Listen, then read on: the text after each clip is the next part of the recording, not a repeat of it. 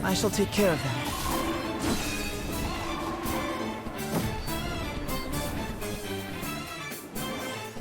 Enemy reinforcements confirmed. Eliminating.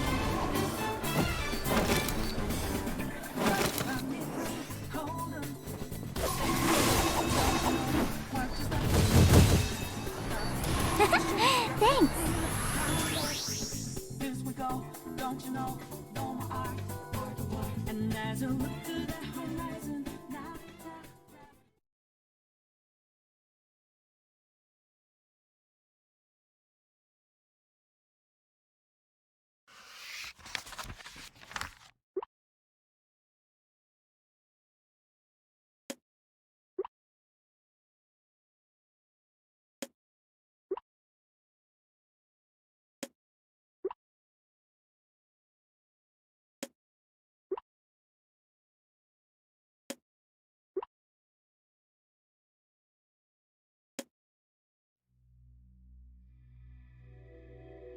Once upon a time, in a place called Shibuya, concrete shimmers under the glare of a scorching midsummer sun. Social media is abuzz with news of a particular club. This group, comprised of young people, invites their peers to participate in planned mass suicides. Giant television screens, symbols of the area, display a non-stop feed of news related to the group.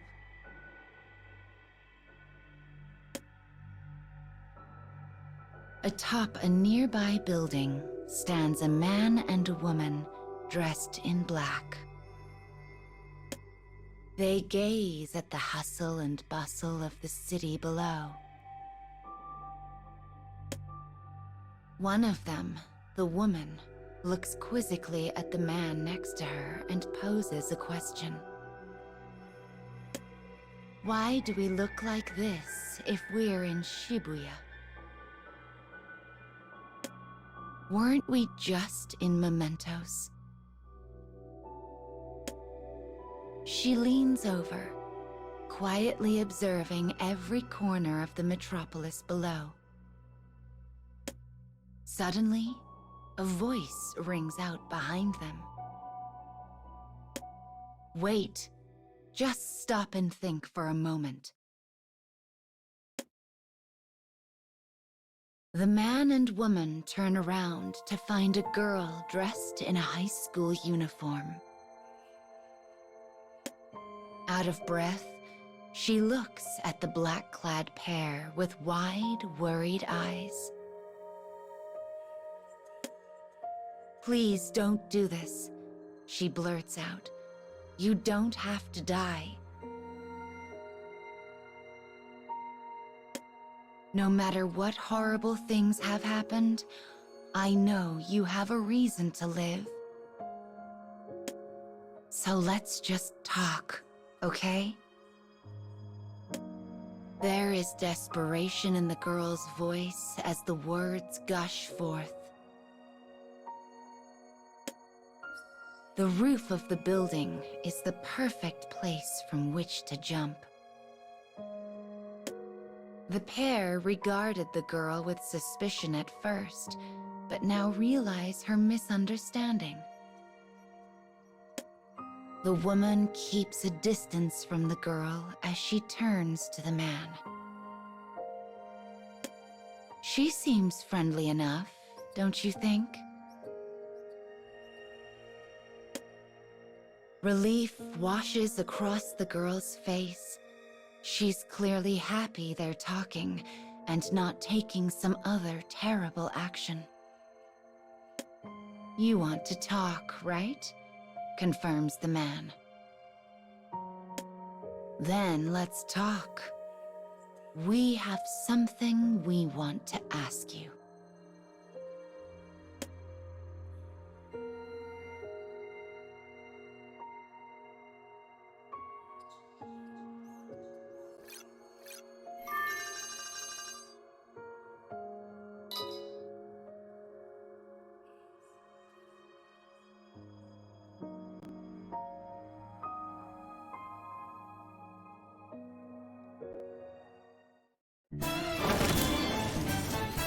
Commencing mission.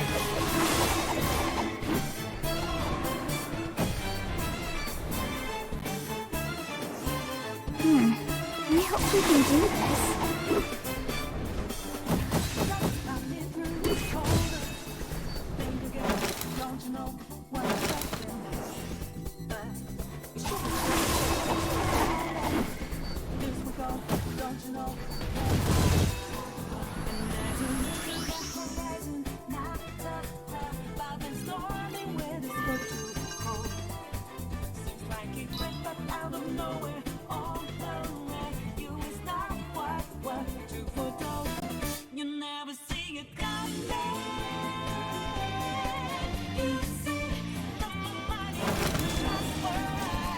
We're fighting now?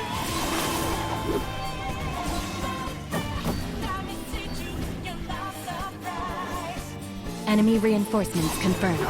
Eliminating.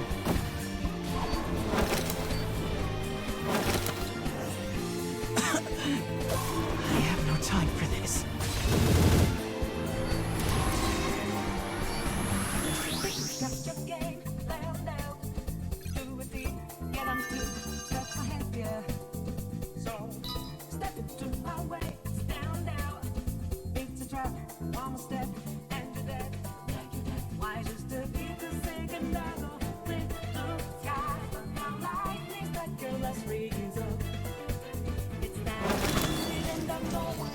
I shall take care of them.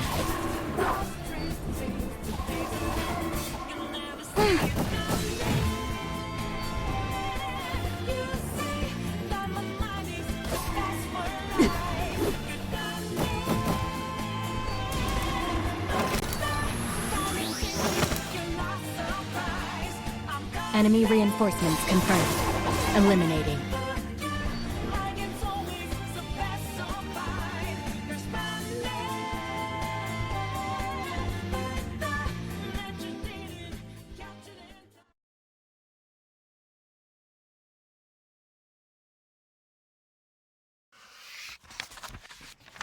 The high school girl and suspicious-looking duo make for an odd trio indeed.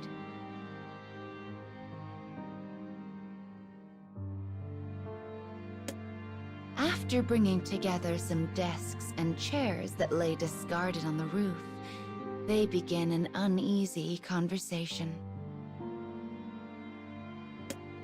Having seen their unusual outfits, the girl feared the pair was participating in the suicide club that has been the talk of the town. She goes on to explain how she received a message from an old friend the other day. A friend who is now a member of the club. The girl's reeling head is filled with a single thought: finding her friend and ensuring she lives. The man and woman, however, seem unaware of the club's existence. Now that the girl realizes they do not intend themselves harm, relief washes over her like a wave. Having heard her tale, the woman leans in and speaks. Now it's our turn to ask questions. This is Shibuya, right? The large screens that serve as the symbol of the area are clearly visible from atop the roof. Why would the woman ask a question with so obvious an answer? The girl hesitates, unsure of the intent behind the question. Just then, a cacophony of screams fly from the crosswalk below. The trio look down from the roof as panic fills their hearts. They behold a horrid sight, one which leaves them at a loss for words. Young people are gathered on the roof of another building, poised to leap. And in the center, the girl spies her childhood friend. She has taken the lead, and the rest seem keen to follow. There isn't time to save her. It is impossible. And yet, she will try. As the girl thrusts her hand into the air, the world shifts. Space collapses. Scenery crumbles. The girl is overwhelmed by a vertigo so powerful, it threatens to steal away the memory of her very name. The man and woman take a wary step back. They have seen this phenomenon before. Oh yes, they know it very well.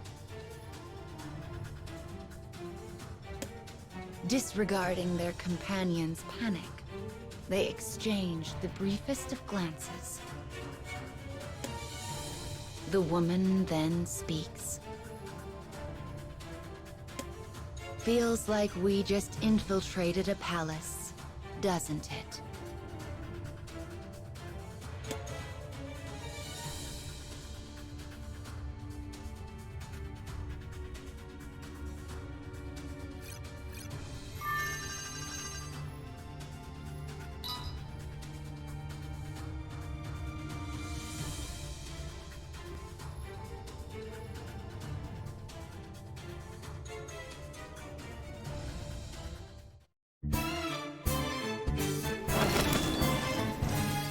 Commencing mission.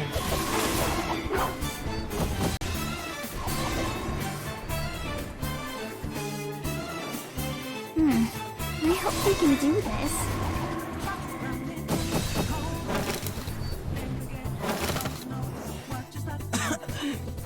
I have no time for this. Don't you know, no more art. And as I look to the horizon, not by the stormy weather's go too cold. Seems like it crept up out of nowhere, all around you is not what you foretold. You never see it coming. We're fighting now?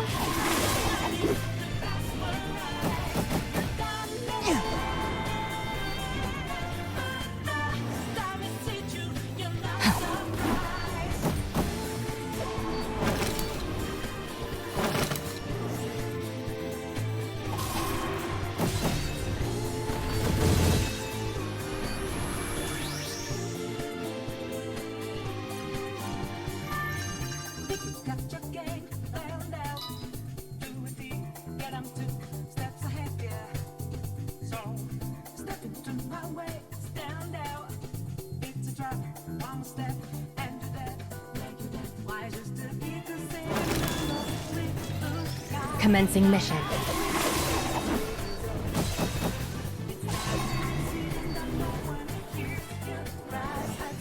I hope we can do this. No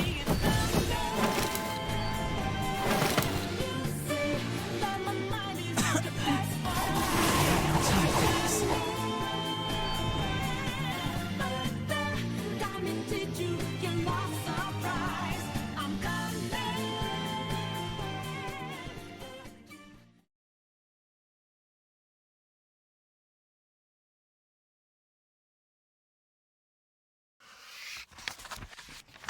The high school girl regains consciousness and recalls her own name. Beside her are the man and woman in black.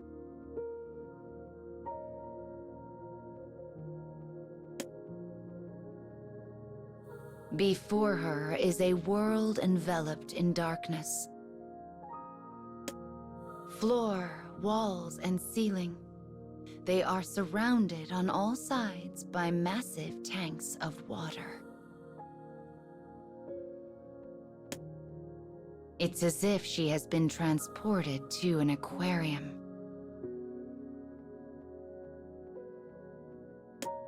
The young people who had so recently been ready to leap off buildings have transformed into merfolk who now swim gracefully through the water.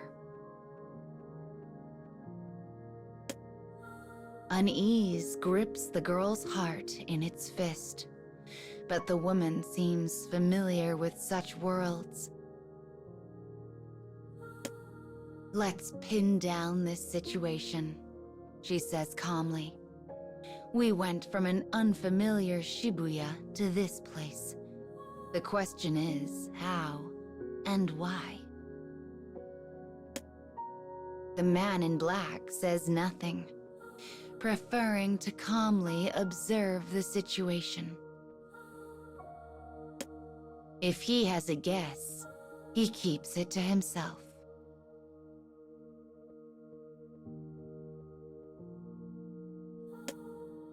As they each come to terms with their confusion, a question lingers in the girl's mind. What happened to my friend? The moment she asks it, she hears her friend's faint cry. "No, stay away from me." For some reason, the girl is the only one who can hear her. The voice almost seems to be pushing her away. Suddenly, the merfolk leap from the tanks. They glare at the girl, spitting venomous words from their mouths. "Get out of here. We'll not let you disturb our ruler.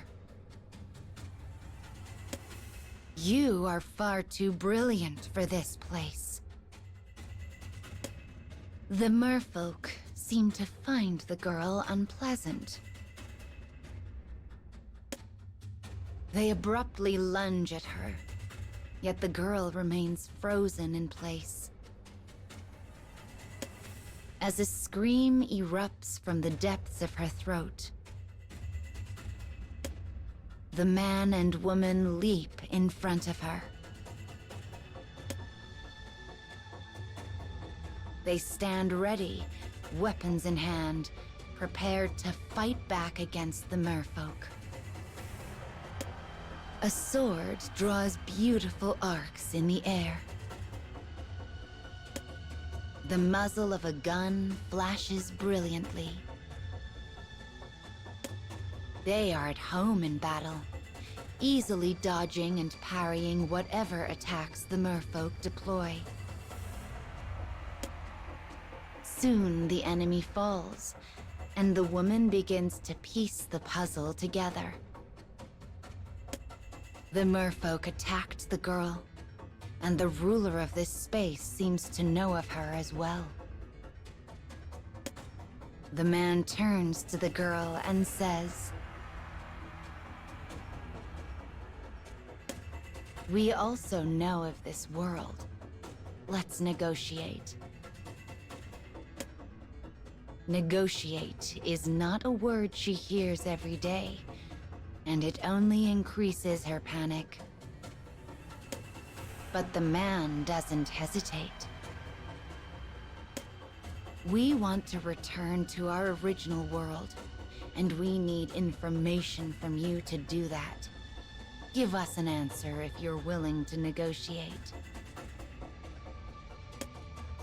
A thought comes to her then. She can follow her friend's voice with these two in tow. Perhaps doing so will unmask the truth of this incomprehensible space, and even prevent her suicide. "I will help you," says the girl. "But first, I need you to help me." As the girl makes her bargain with her new companions, she realizes she does not even know their names.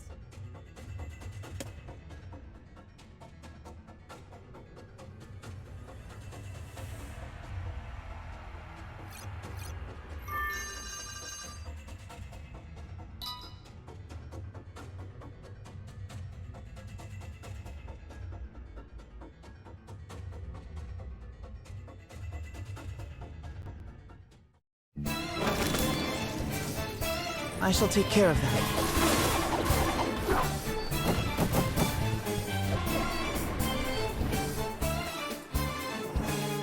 Enemy reinforcements confirmed. Eliminating. Thanks.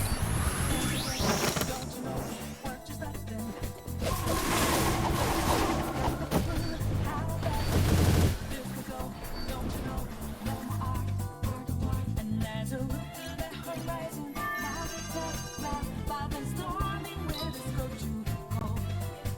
Seems like it great, but out of nowhere, all around you is not what you for do. You never see it coming. I shall take care of that.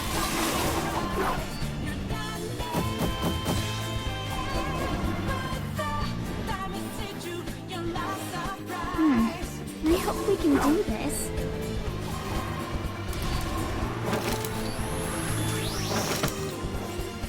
Enemy reinforcements confirmed. Eliminating.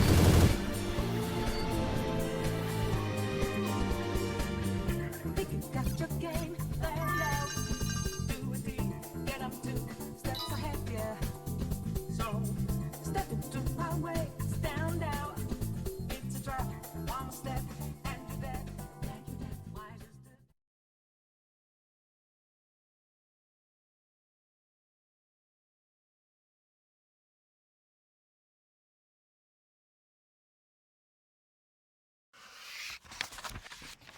The high school girl and the pair clad in black weave through the merfolk's obstacles as they follow the voice of a missing friend.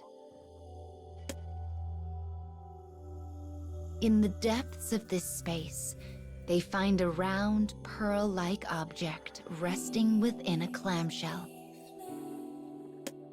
And to its side is a beautiful mermaid with tears streaming down her face. But the new form does not fool this girl. This is her friend. She is alive. With all her heart, the girl begins her plea. "Please, you don't have to die. You can still change your mind. You're not the only one whose life has been difficult." She then begins to tell of her own past hardships. After her parents divorced, her days were lived hand to mouth. Her father began to suffer from a severe mental illness. Her reality became one of despair, yet while she often found herself wishing for release, she had never been able to take decisive action. But now, in her desperation to save her friend, the girl lays bare all her old wounds. Yet her friend is unmoved. This is a world for those who choose death. Those swimming in the tanks are people who were unable to overcome their despair. You are strong of heart. You do not belong here. Why did you come to this place? Her friend speaks in an anguished tone. Suddenly, she begins to grow and swell. Before the girl knows it, she is staring at the gaping maw of an enormous monster. The man and woman ready themselves.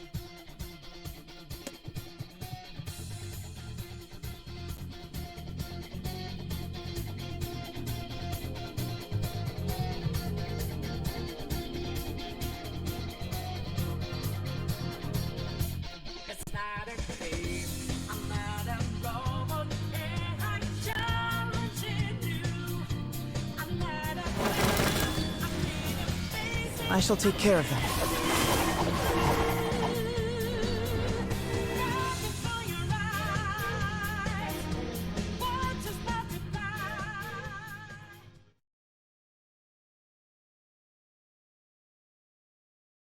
The other merfolk bow reverently to the monstrous friend.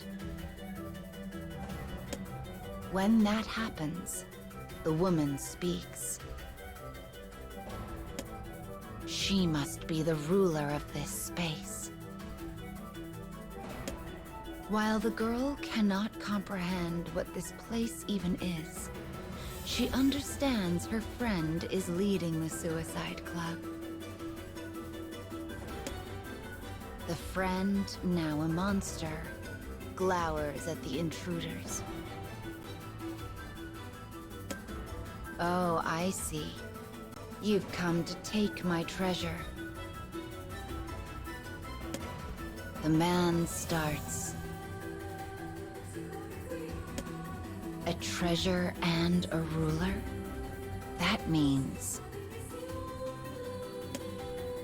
The friend wraps her arms around the pearl as if protecting it, causing cracks to emerge in the tanks all around them. As water begins to rush in, she glides easily against the current and disappears somewhere far above. A torrent floods into the space. The girl braces herself for the oncoming waves. I don't want to die here.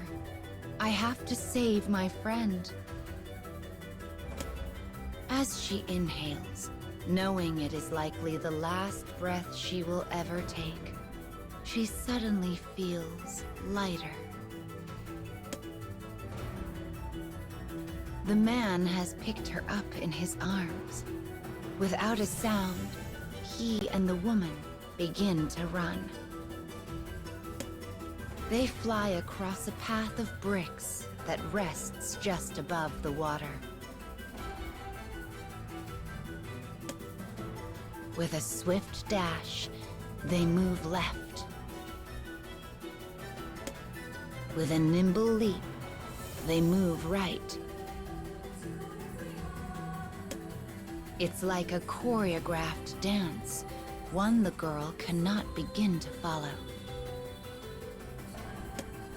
Finally, the trio finds themselves in a place of safety. The girl does not know how to feel. Though she is relieved to be alive, She is filled with mourning for her friend. But the duo in black have an idea.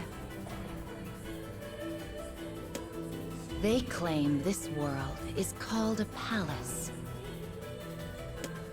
And if that is true, it means they may be able to steal the pearl and change the friend's heart. Change her heart? Steal? Though the girl hears the words, they lack all meaning. I suppose we haven't introduced ourselves yet, says the woman. She glances at the man, who nods. We are the Phantom Thieves of Hearts. They will do whatever it takes to save her friend and return to the world from whence they came. With new confidence, the girl and the Phantom Thieves press forward into the eldritch space. Soon, they will reach the end.